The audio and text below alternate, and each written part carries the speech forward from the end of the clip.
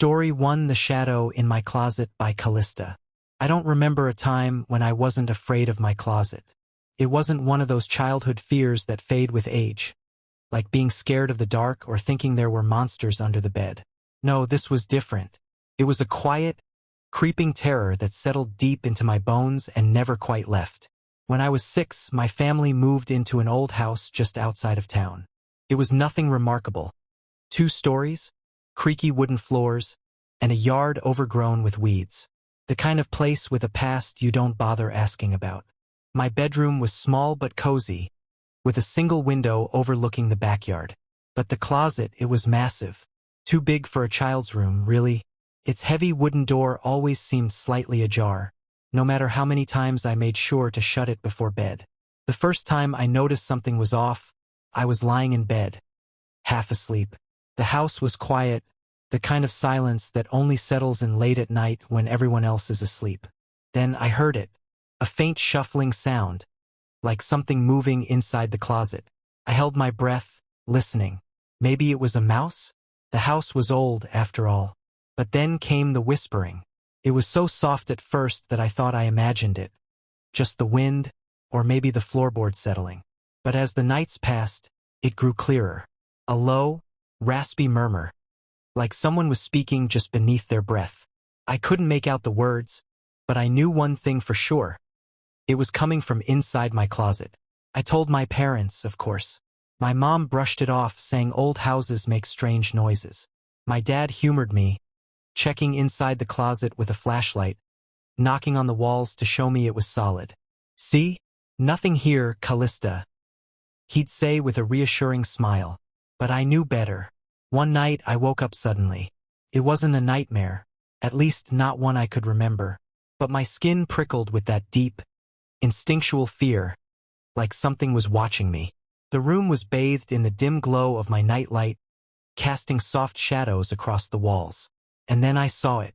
The closet door, which I had definitely shut before bed, was open. Just a crack, but enough for me to see inside. Enough for me to see something standing there. It wasn't fully formed. More like a shadow, darker than the rest of the room, a shape with no real outline. But I could feel it watching me. My throat closed up, my body frozen in place, every instinct screaming at me to run. But I couldn't move. I just lay there, staring at the thing in my closet, too terrified to even blink. Then it moved. Slowly, impossibly. It began to lean forward, emerging from the darkness like it was stepping through a doorway. It had no eyes, no features, just a void where a face should be. And yet, I knew it was staring at me. I don't remember screaming. I don't remember anything after that, really. Just my parents rushing into the room, turning on the lights, my mom's worried face hovering over me as I gasped for air. The closet door was shut tight. My dad insisted it was a bad dream. My mom nodded along, but I saw the way she looked at the closet afterward, like she wasn't entirely sure. That night, I begged to sleep in their room. They let me, but only for a few nights.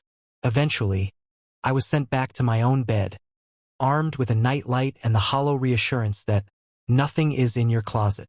But I knew better. Over the years, I learned to live with it. The whispers never stopped, though they never got loud enough for me to understand. The closet door still had a way of opening on its own, always just a crack. But I never saw the shadow again. Not like that night. Eventually, I grew up and moved out. College, then a job, then an apartment in the city. The closet became a distant memory, a childhood fear that I could rationalize away in the daylight. I almost convinced myself it wasn't real. Until last year, my parents decided to sell the house. They were downsizing, ready for a smaller place now that I was gone. One afternoon, I stopped by to help them pack up. The house looked smaller than I remembered, emptier. But when I stepped into my old bedroom, I felt it immediately, that presence. The closet door was open. I don't know what made me do it, but I stepped closer, peered inside. It was empty, of course, just an old wooden closet. But as I turned to leave, I noticed something. Carved into the inside of the door, barely visible against the faded wood, were 5 words. "Don't let it out again." I stood there, frozen. My hands felt ice cold, my pulse hammering in my ears. I had never seen those words before. I hadn't written them. Neither had my parents. I don't know what scared me more, that someone else had experienced the same thing I had, or that whatever had been in my closet was still there. We sold the house to a young couple. I didn't say anything. What could I say? By the way, the closet is haunted? No one would believe me. But sometimes, late at night, I think about that house, about that closet, about the whispering voice that never quite went away.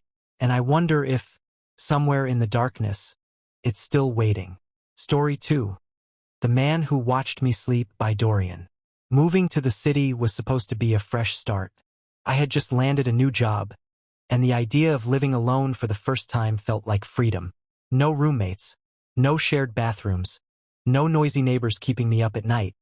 Just me and my small but comfortable one-bedroom apartment. The building wasn't fancy, but it was safe.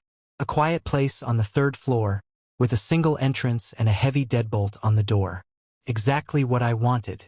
First, everything was great. Work kept me busy, and at the end of the day, I'd come home, cook a quick meal, maybe watch some TV and fall asleep. I had a routine and I liked it. But then, little things started happening. They were so minor at first that I barely noticed. A drawer left slightly open when I was sure I had closed it. My keys sitting on the counter instead of in the bowl by the door. The bathroom door swinging shut when I knew I had left it open. It was easy to dismiss. I was tired, distracted. Maybe I was just being careless. Then, one night, I woke up with a strange feeling. Not a noise, not a dream. Just that deep, instinctual sense that I wasn't alone. My room was dark except for the soft glow of the streetlight filtering through the blinds. I turned over, trying to shake the unease. And then I saw it. A figure standing at the foot of my bed. I froze. My breath caught in my throat. My body completely still, as if any movement would make it real. The figure was tall, dressed in dark clothes, but in the dim light, I couldn't make out a face. I wanted to scream, to jump up, to do something, but my body wouldn't move. My mind raced through every possibility. Was this a dream? A sleep paralysis hallucination? Then the figure took a slow step forward. A sound finally ripped from my throat. Some mix of a gasp and a cry, and I scrambled backward, nearly falling off the bed. My hand shot toward the lamp on my nightstand, fumbling for the switch. Light flooded the room, and there was no one there. I sat there, heart pounding, staring at the empty space where the figure had stood. My apartment was silent, nothing out of place. But I knew what I had seen. I barely slept that night. Every sound made me jump, and when I finally drifted off, I dreamed of dark shapes standing in my doorway, watching.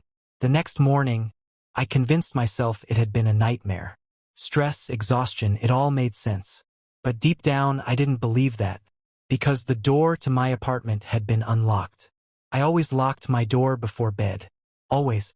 I had even developed a habit of double-checking it. But when I got up that morning, the deadbolt was undone. I told myself there had to be an explanation. Maybe I had forgotten. Maybe I hadn't checked as carefully as I thought. But the unease stayed with me all day. That night, I made sure to lock the door. I turned the deadbolt, pulled on the handle to check, even slid a chair in front of it just to be sure. I wouldn't let my imagination get the best of me again. But at 3:17 a.m., I woke up again. This time, I didn't hesitate.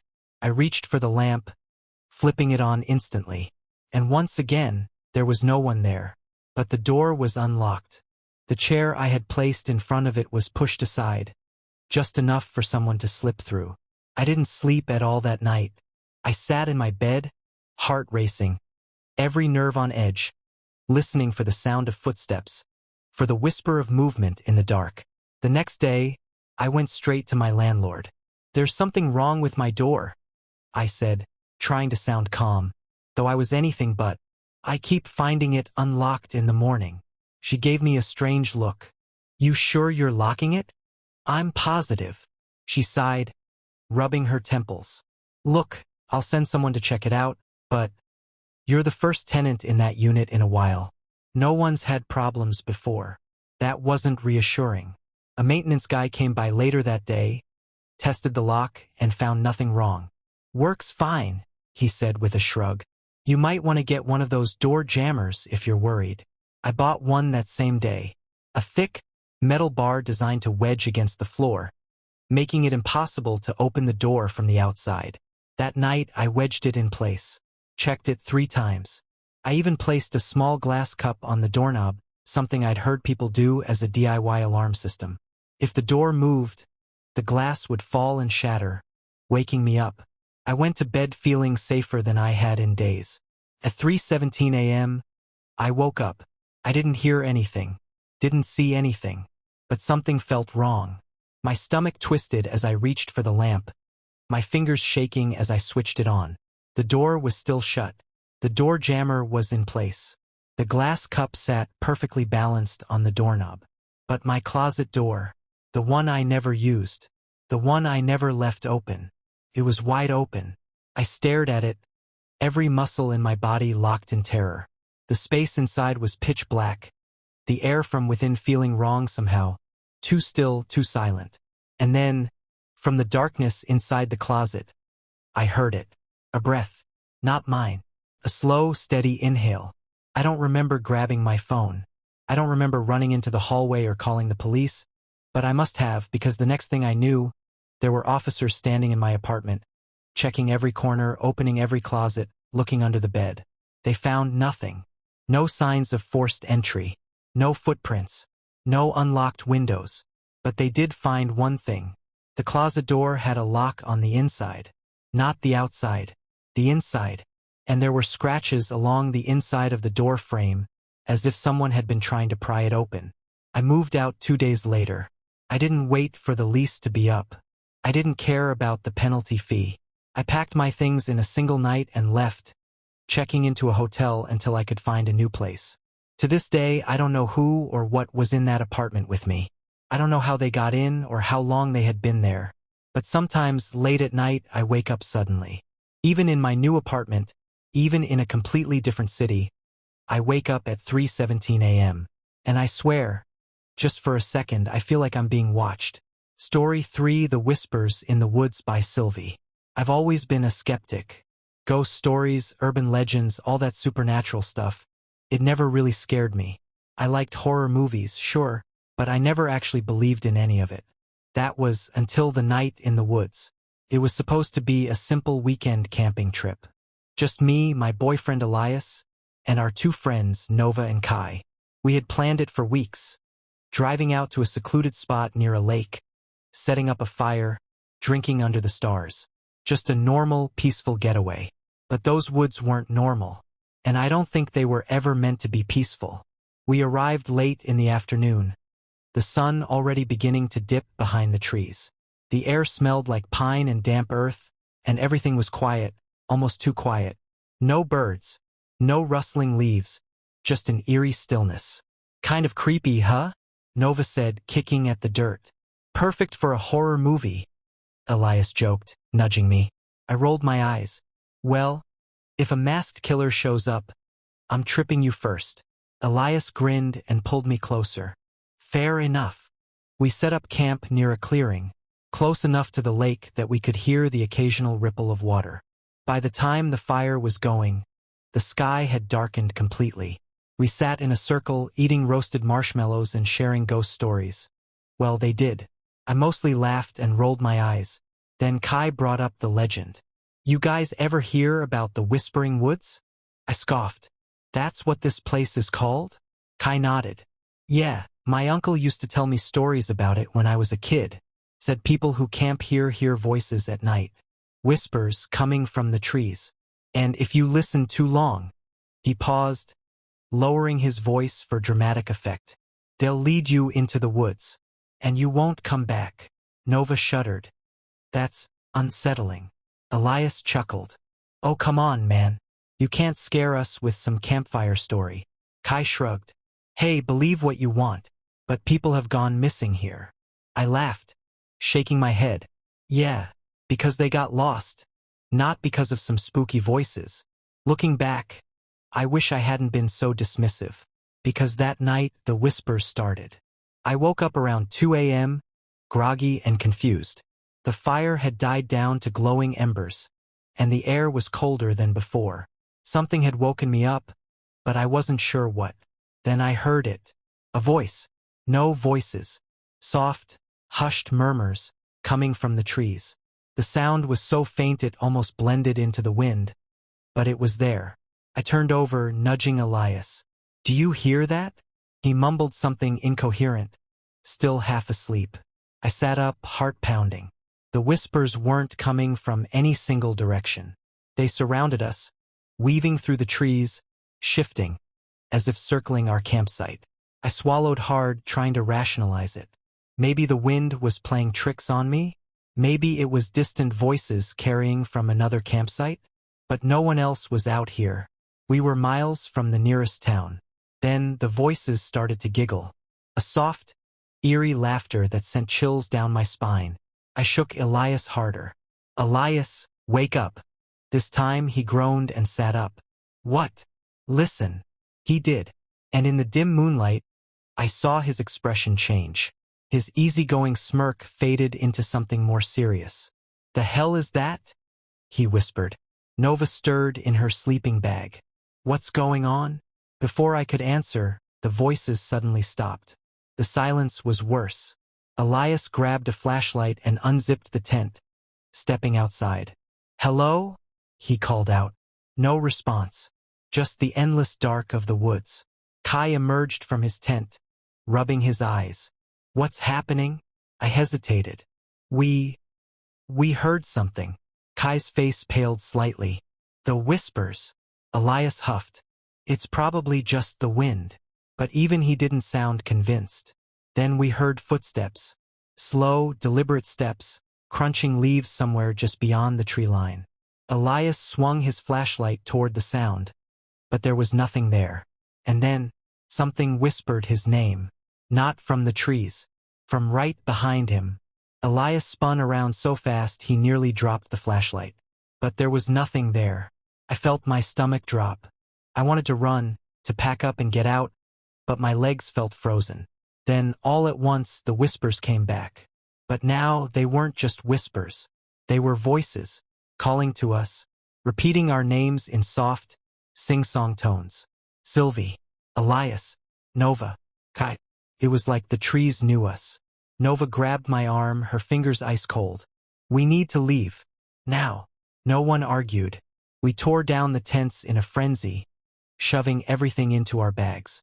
I didn't care what we left behind. I just wanted to go.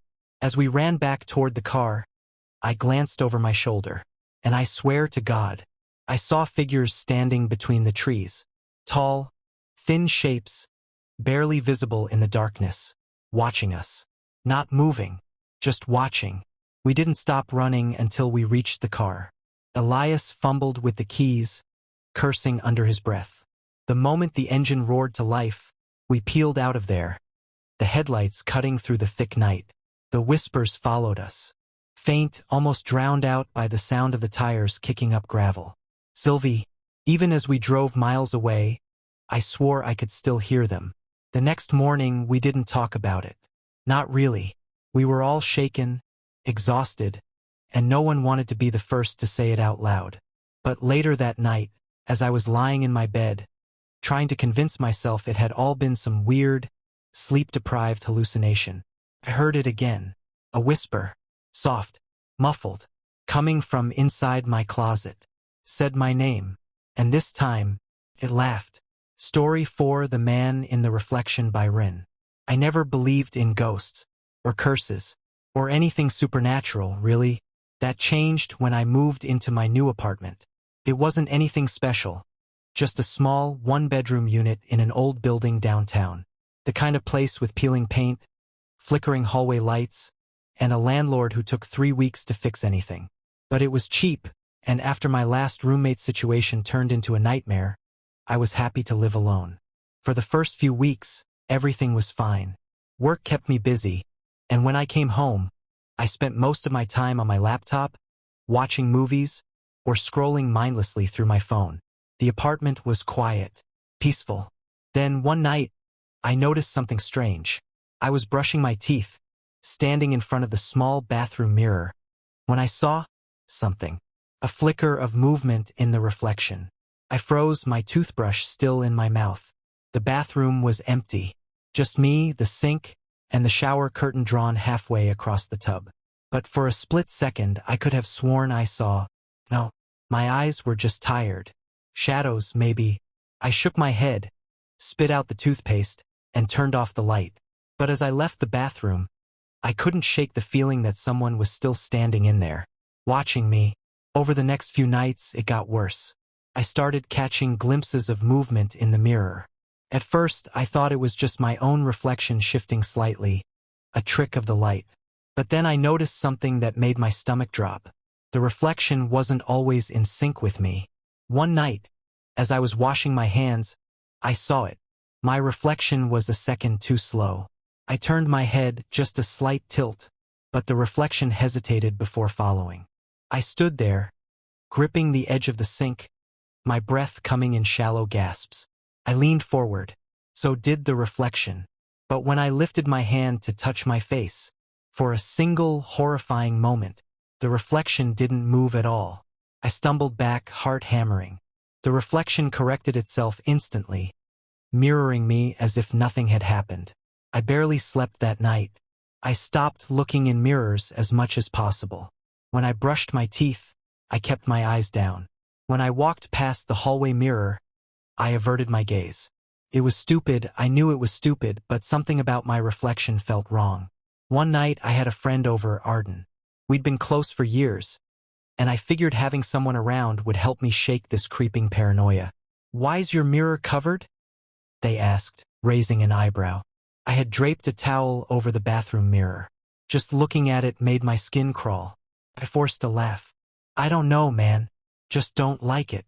Arden gave me a look. "You don't like a mirror?" "It's..." I hesitated. Saying it out loud sounded insane. "I just kept seeing weird things in it." Arden grinned. "Like what?" "Bloody Mary." I rolled my eyes. "Forget it." Of course, they didn't forget it. After a few drinks, they got curious. "Come on," Arden said, pulling the towel down. "Let's prove it's just in your head." I wanted to stop them. Every instinct screamed at me to leave it alone.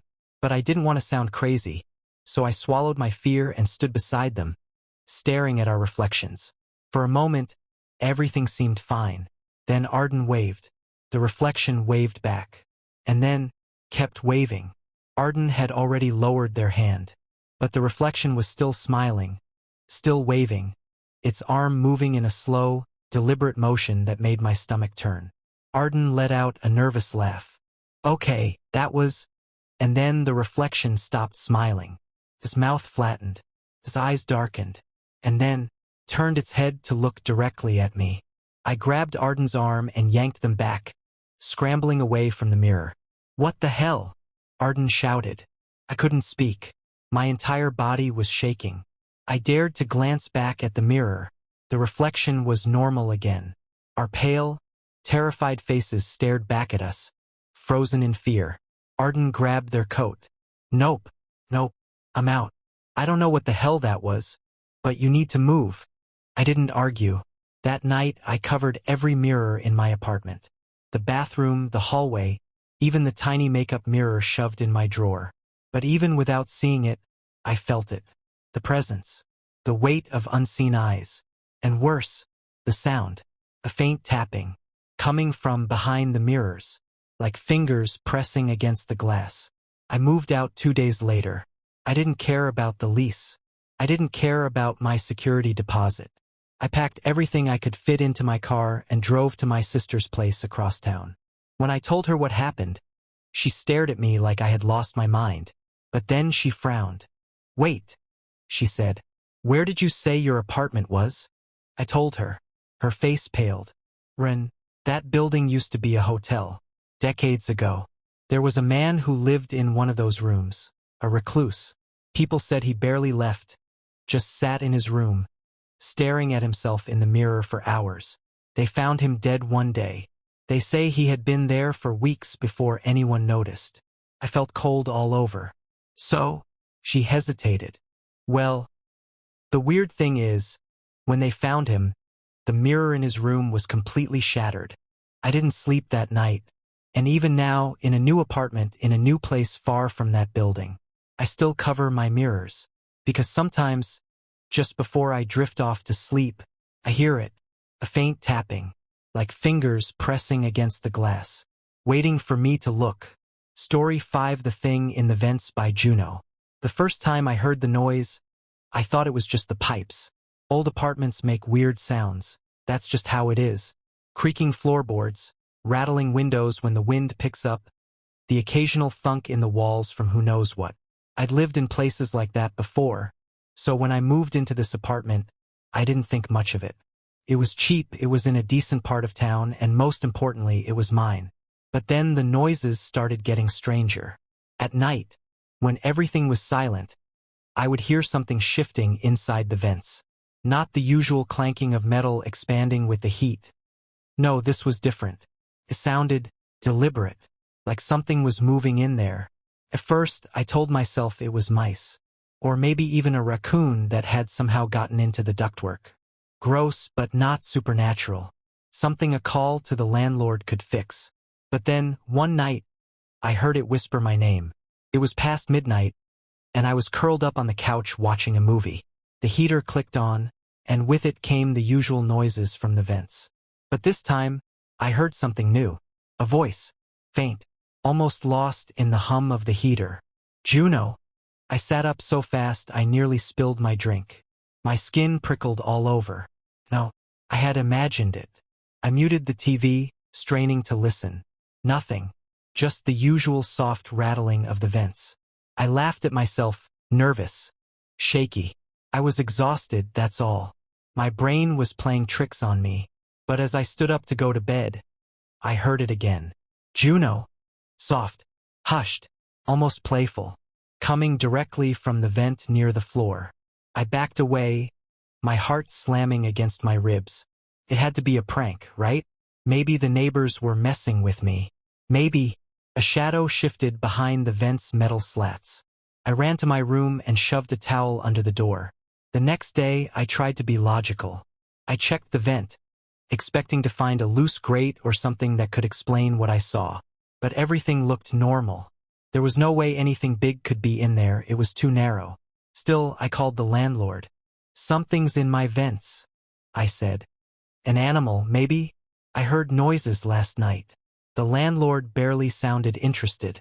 We don't have any reports of pests in the building. Can you at least send someone to check? Sigh. I'll send maintenance by tomorrow. Tomorrow. Great. Another night with whatever was in there. That evening, I tried not to think about it.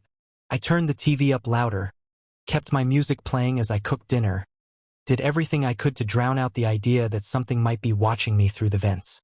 But ignoring it didn't make it go away. Around midnight, I was in bed, reading, when the room went completely silent. The heater wasn't running. No traffic outside. Just total, suffocating quiet. And then, a single, slow scraping sound, like fingernails dragging against metal. I squeezed my eyes shut. Ignore it. It's nothing. Then the whisper came again, right next to my bed. Juno. Couldn't breathe. The vent was only a few feet away, near the floor, and I felt it. Felt the air shift like something was leaning close on the other side. A quiet, breathy giggle. Then, a hand. A pale, skeletal hand. Reached out through the vent, fingers curling against the floor. I screamed. By the time I flicked on the light, it was gone. But the vent was open. I slept with every light on that night. The next morning, I called the landlord again. You need to send someone now. Something is in my vents. This time, my voice must have had the right amount of panic because he actually listened. An hour later, maintenance arrived. An older guy named Don who looked like he had seen it all. I told him about the noises, about something moving in the ducts. He nodded, grabbed his tools, and unscrewed the vent. I'll take a look, he muttered, sticking his flashlight inside. I stood back, arms crossed tightly over my chest, my stomach twisting with anxiety. For a few minutes, Don just poked around, checking the ducts. Then he froze. He reached deeper inside, grunting as he pulled something out. A scrap of fabric. No clothing. It was a strip of dirty, torn pajama fabric. My blood ran cold. Don turned it over in his hands, frowning. What the hell? I took a step back, suddenly feeling dizzy. Could a person fit in there? I asked, my voice barely above a whisper. Don hesitated. Then he shook his head. No way. Too narrow. But the look in his eyes? He wasn't sure. He reattached the vent, double-checking the screws. If you hear anything else, call the cops. That was all he said before he left.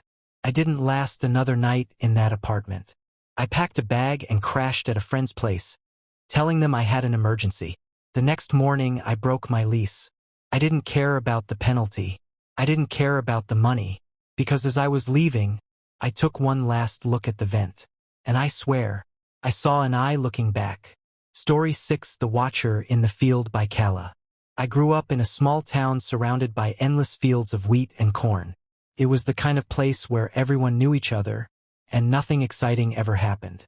I used to love it, until the summer we saw him. I was 16, spending most of my time riding bikes with my best friend, Ria. Our favorite spot was an old, abandoned farmhouse on the outskirts of town. It wasn't haunted or anything, just a forgotten place with peeling paint and a rickety porch, swallowed by tall grass. The only strange thing about it was the field behind it. It stretched for miles, thick with towering cornstalks that swayed even when there was no wind. Something about it always made me uneasy, but I never said anything, until the day we saw the man in the field. It was late afternoon, the sun sinking into a hazy orange sky. Ria and I had just propped our bikes against the farmhouse and were debating whether to sneak inside when she suddenly stopped talking. I followed her gaze to the field, and I saw him, a figure standing between the cornstalks, barely visible through the gaps. He wasn't moving, just standing there, watching us. I squinted, trying to make out his face, but the shadows twisted around him. Who the hell is that? Ria muttered. I didn't answer. My mouth had gone dry. Something about him felt wrong. We weren't close to any houses. No reason for anyone to be out here. And the way he stood, perfectly still, like he was waiting for something, it made my skin crawl. Maybe he's a farmer? I offered weakly. Ria didn't respond. She just grabbed my wrist. Let's go. We turned and got on our bikes. I resisted the urge to look back. But as we pedaled away, I felt him watching. That night, I couldn't stop thinking about the figure. I told myself it was just some guy passing through, someone taking a break from work. But deep down, I didn't believe it, because the field wasn't being used that summer. It had been left to overgrow. No one was supposed to be out there. So who the hell had we seen? The next afternoon, Ria convinced me to go back. I just want to check, she said. See if he's still there. I didn't want to, but I also didn't want to seem like a coward. We rode back to the farmhouse, stopping at the edge of the field. The cornstalks rustled softly in the breeze. No one was there. I let out a breath, relieved. See? Just a random guy. But Ria frowned. Something's weird. She pointed at the dirt.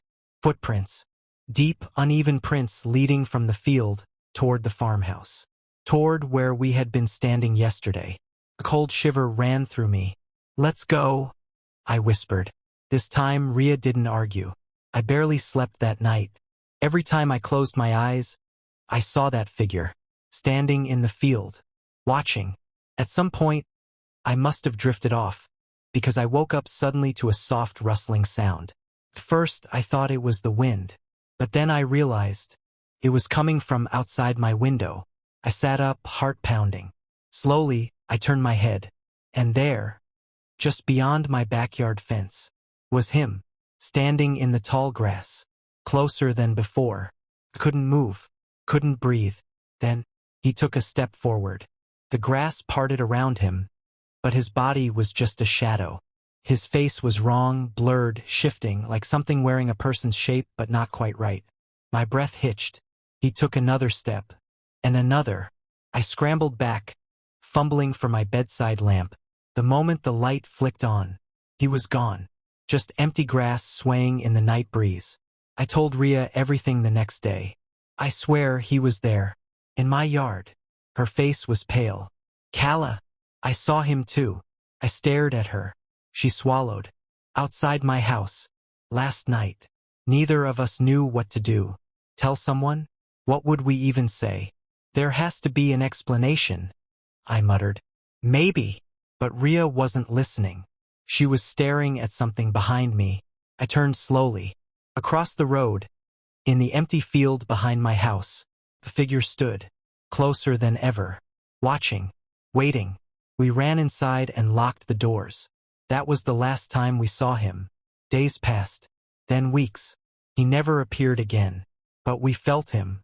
The sense of being watched never fully left. The field still made my stomach twist even years later.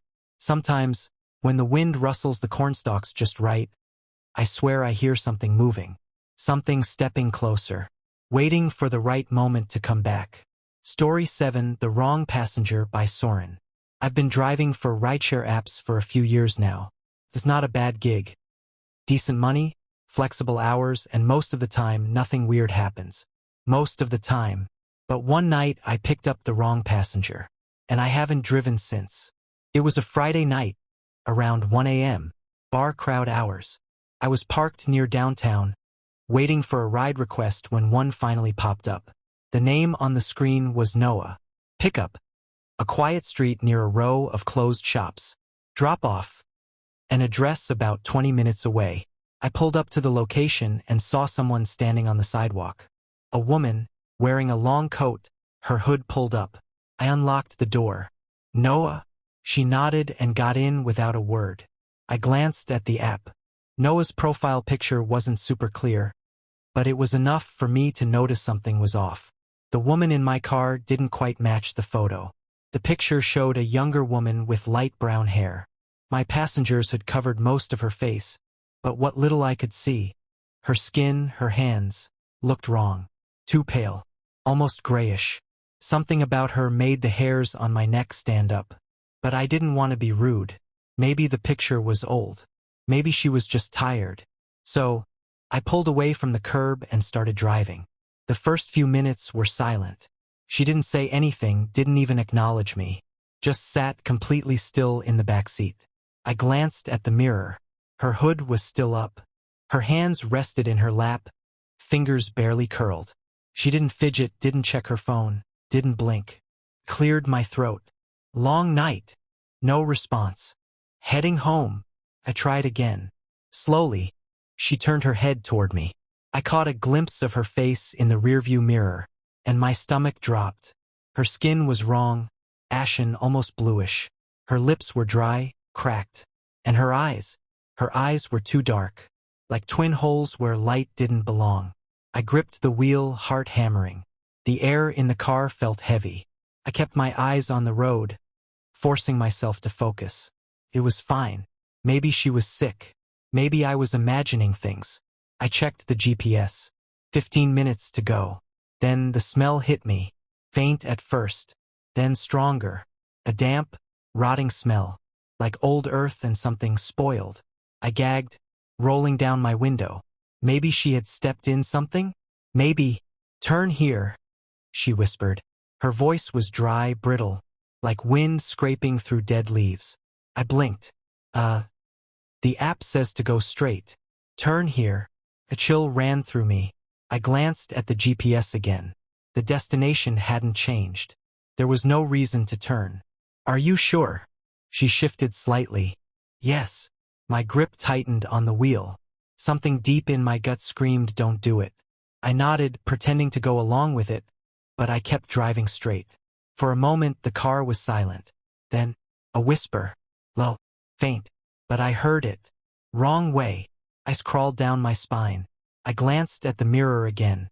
She was staring at me now. Her hood had fallen back slightly, revealing more of her face.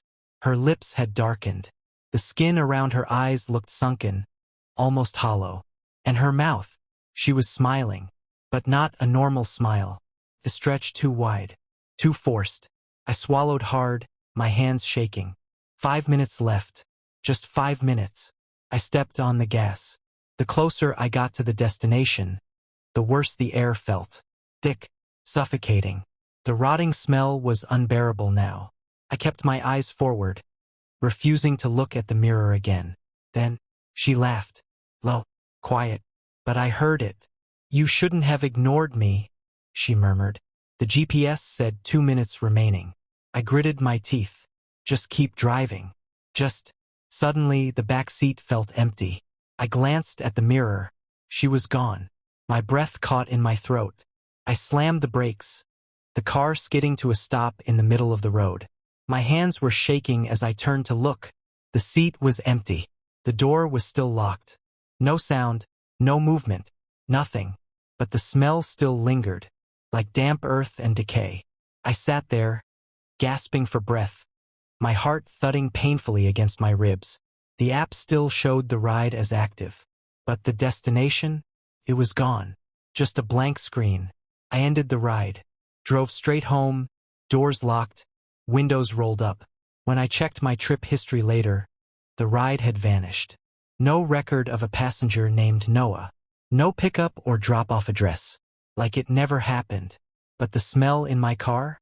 It lingered for days. And every time I looked in the rearview mirror after that, for just a split second, I swore I saw someone sitting in the back, smiling,